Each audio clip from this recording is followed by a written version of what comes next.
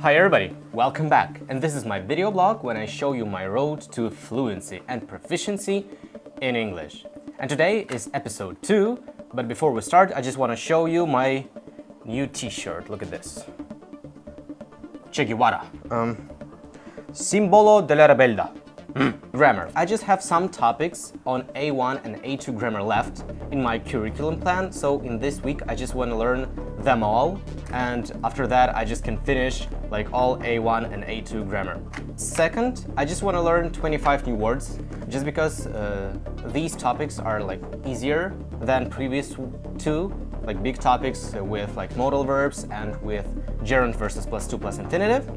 Yeah, so I guess I have like some power and mental health to deal with 25 new words, like 5 words per day. That's all. And I just want to have a conversation for like 2 or 3 hours, like 1 hour per day, day after day, with a native speakers, so I can just like communicate with them and, you know, language exchange, and that's it.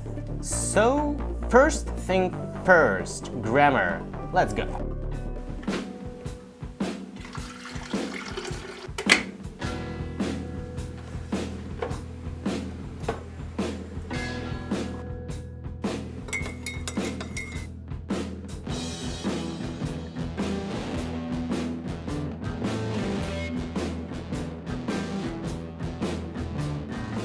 Okay, so today's Friday, and right now I finally finished all A1 and all A2 grammar topics. And I really feel really excited about this because, like, finally, I spent for this like 2 months, you know?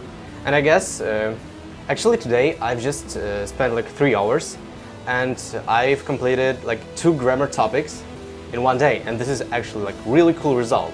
So yeah, and while I was studying this grammar, I actually encountered one interesting like grammar, you know, problem that I just want to share with you, and maybe we can just discuss it in comments. So okay, so I'm back to my window, so let's get straight into it. So actually I had this conversation in real life with my friend.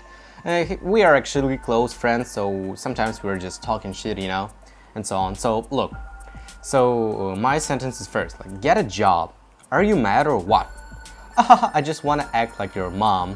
So give me a birth before.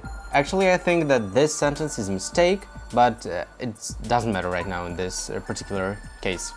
And my answer was, you don't deserve a birth. And here is the question. So you don't deserve birth or you don't deserve a birth? Because like birth is an abstract noun, right? Like life or respect. Like life can be, like you have 3 lives left in video games. So in this case, life is countable noun, but like life is beautiful. In this case, life is uncountable noun. So, you don't deserve birth or you don't deserve a birth? That's a question. Really interesting one, and I don't know actually grammar in this case. Like my opinion is that here birth is an abstract noun. Look, actually I know that I guess the more proper way, if you just want to avoid like any mistakes, you just should say something like, you don't deserve to be born. I understand. But if I want to place noun at the end of the sentence, right? So yeah, so this is a question actually. Yeah, so like I guess here in this sentence, birth is an abstract noun, because if we just want to say more concrete, more certain, we just need to say like, you don't deserve to be born. But in this case, birth is an abstract noun because it's like respect, you know? Respect actually is abstract noun, so you don't deserve respect. We don't say you don't deserve a respect. Yeah, that's true. That's not true. But so I guess you don't deserve birth is more appropriate here, but actually I'm not sure, because if I will create this sentence with life, I definitely will say something like, you don't deserve a life. So, you know, I don't know, maybe some of you are native speakers, or maybe some of you, you know, like no specific rule for this particular case, so feel free to comment below, because this is actually really interesting. But whatever.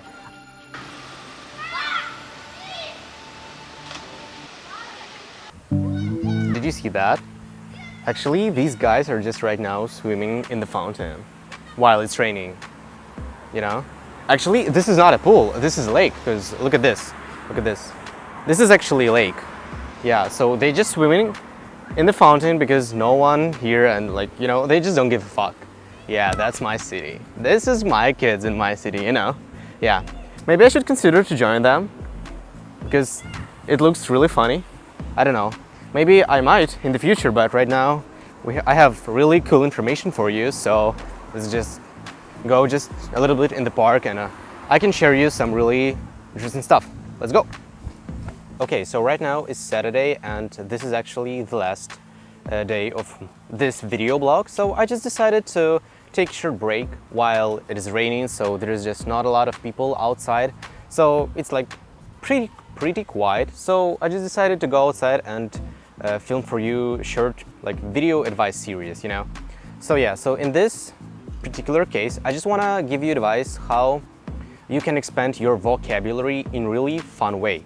So right now, for instance, I am playing in Need for Speed Underground 2. Hi, I'm Brooke Burke, and I play Rachel Teller in Need for Speed Underground 2. And while I am playing, I learn actually a lot of vocabulary about cars, you know, about some races, about, you know, like, because I'm playing in this game in English. So if you just want to increase your vocabulary and have like fun time in the same time, you just need to consider just to download some game, some maybe what you like, and play it in English. So if you just want to increase your vocabulary about a household, about people relationships, maybe, you know, yeah, so you just should consider to download Sims 3 or Sims 4 because these games actually about people relationships, and I guess these games have really a lot of vocabulary that will be useful for you.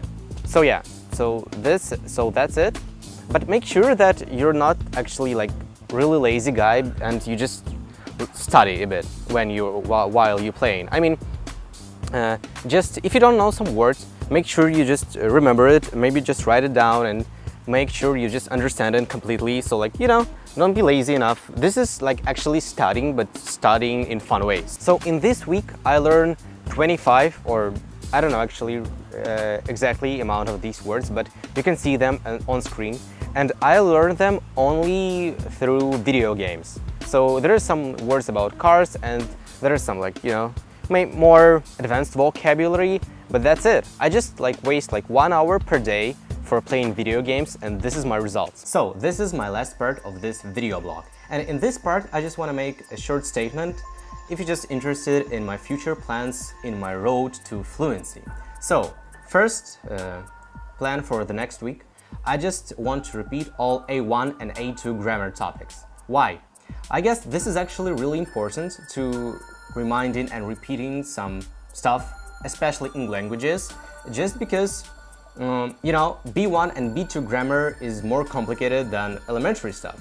So for instance, in B1 and B2 level, we have grammar like modals in past, or narrative clauses, or VH questions in the past, or gerund and +2 plus infinitive for advanced stuff, or something like present perfect continuous. And just before I will start learn these things, I just want to make sure that I understand completely perfectly like modals just in present, not in past, VH questions in past, like modals and gerund and +2 plus infinitive for the beginners, and that's it, you know.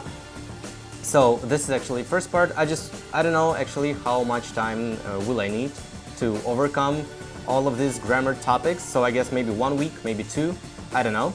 So yeah, another thing, as usual, 25 new words in every single week, like 5 words per day. I guess this is actually a good amount if you just don't wanna like try hard, but you still want to expand your vocabulary over time.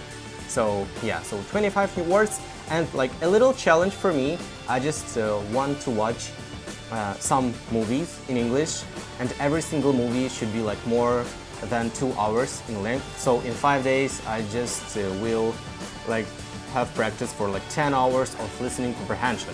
So that's it for next week. Thanks you for watching this video blog, and I'll see you next time. Good luck.